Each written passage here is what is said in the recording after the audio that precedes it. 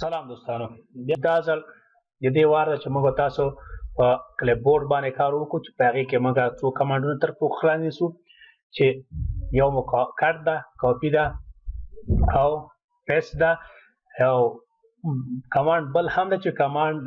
مکمل ورته نشو ویلی هغه د موز کار ده چې هغه د ډرګ اینډ ډراپ ده چې دلته ویل شوی ده هغه ته بله طریقه تاسو سره هغه هم شریکوم زه نو تر ټولو دمخه راځو موږ تاسو فرض مثال په دغه درې کمانډونو باندې دلته پیسټ کاپي او کټ په دې باندې موږ څه کوو لنډه رڼا پیاجو چې کټ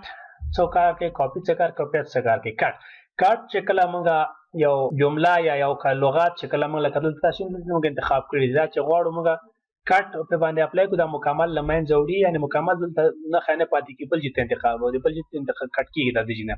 یا له منځه ځي او که چیرې کاپي وکړو کاپي بیا یې دلته هم نښه پاتې کېږي او بل ځای ته هم څنګه کېږي تللی شي او پیسټ چې کله ده پیسټ بیا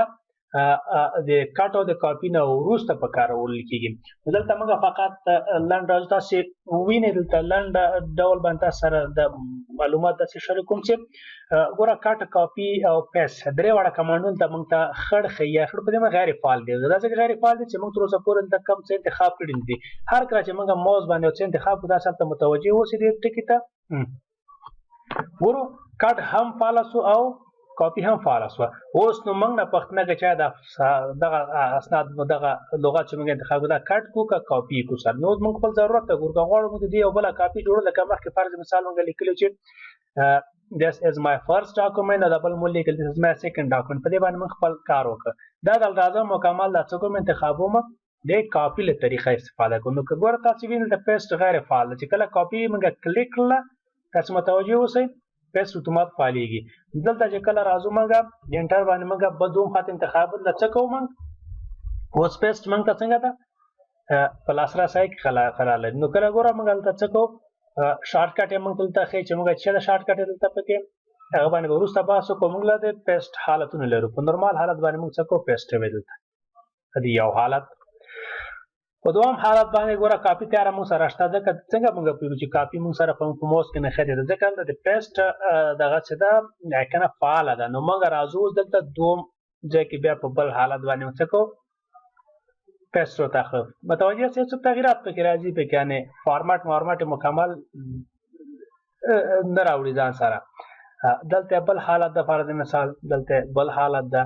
نو دا هر حالت نه ګورم تجلیات چې ورته موږ ودرېږو دلته موږ ته وایي چې فرض مثال کیپ سورس فارمټینګ یعنې کله سره کوم چې موږ دا کاپي کړې دلته تاسو یې ګورئ دلته زموږ دا کارسر څو ده سایز 80 ده او دلته څو ده د دې 28 ده نو موږ سره دلته 28 او د 80 باندې کله چې موږ دلته ډایرکټ د باندې کلیک کوو ګوره سورس یعنې د هغه منبع چې دا کوم فارمټ باندې جوړ شوي د هغې طریقه موږ ته ګورئ تاسو لیدلی شئ دلته پکې تاسو وینئ نو خط یې موږ ته څو ښیي 28 حالتو کې ښیي په دې حالت باندې بل دلته راځو پیسټ مرج فارمټ په دې معنا باندې چې کوم چې په منبع کې کم یو ده کوم چې دلته موجوده کوم د فونټ سایز ده هغه سایز باندې به دلته موږ ته پیسټ شي دریم فرض مثال ته موږ لرو پیسټ لکه د پکچر په شکل باندې یو عکس په شکل باندې تاسو وینئ دا یو عکس تاسو باید د به موږ استفاده نه کوو د بل باندې استفاده ګوره مرج دلته هیڅ فارمټ نه ده ګوره دلته دواړه موږ کاپي کړو دا موږ څو ده سایز وویل ته 28 بل وګورئ دلته سایز موږ ته څو ده 80 ده دریم دپاره هم موږ راځو نو دریم حالت کې موږ څه کوو د عکس په شکل باندې چې دا هم موږ خیر دا استفاده به ترې نه وکړو د باندې چې کله کلیک کړو ګورئ تاسې دا په یو بل حالت باندې انتخابېږي فکر مو دی وینئ دلته موږ ته یو وینئ دا لکه د عکس په شکل باندې موږ نه استفاده کوو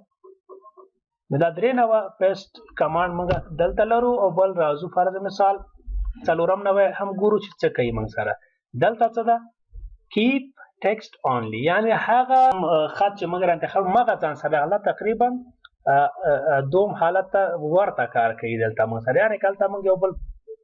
فارمټ یا هر څه ولرو هغه موږ ته څه کوي نه اپلای کېږي دلته باندې راځو دا ځل موږ د کټ له کمانډ نه استفاده کوو کاپي وشو پیسټ وشو او دا ځل د کټ له کمانډ څخه استفاده کوو کټ کمانډ موږ تاسو وینئ تاسو متوجه اوسئ ته موږ دغه خط دلته لرو دا خط موږ مکمل بیا انتخابو چې کله انتخاب کوو د کټ کمانډ موږ کټ او کاپی څخه کې فعال کیږي کاپی موږ ویلي چې موږ فقط د دې نه موږ یو کاپی راخلو یعنی اصلي خط یعنی د خط چې موږ لرو یا کوم څه چې موږ کاپی کوو په خپل ځای پاتې کیږي فقط موږ ته کاپی پلاس راکړي نو کټ چې د کټ مکمل لمن جوړي زهایخ تخلیه کیږي یعنی غزه تخلیه تاسو متوجه اوسئ چې کله د کټ انتخاب کوم دلته موږ سره څه کیږي مکمل صحه تخلیه شو تخلیه چې شو د به موږ څنګه کوو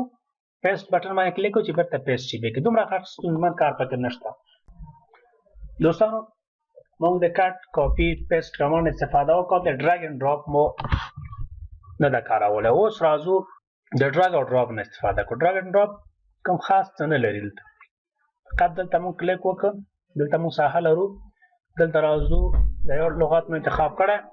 دا فقط د موز باندې نیسو کله موز باندې راس نه کلیک په باندې کوو دا راکاږي ته ګوره تاسو موز کې او څه اضافه هم تخکاری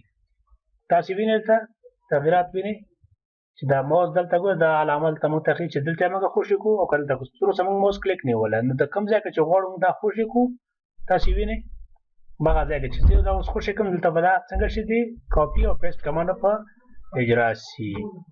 ومول دي مکمل دا موږ لاندې کټ کاپی څنګه که را انتقال کړل ته اوس د سرازو د ډراګ اند ډراپ په مرسته باندې موږ څه کوو د سیکنډ را انتقالو دا چې دا بله کلمه را انتقالو فقط ستونزمن کار نه ده کلیک موز بټن کلیک ونیسئ راکوزئ کې په هر ځای کې چې مو خوښ وي موز کلیک څه کوي خوشې کوي دا چې راځو دا د کټ او پیسټ څه کوي کمانډ کار موږ ترسره کوي دس مو هم را انتقال کړم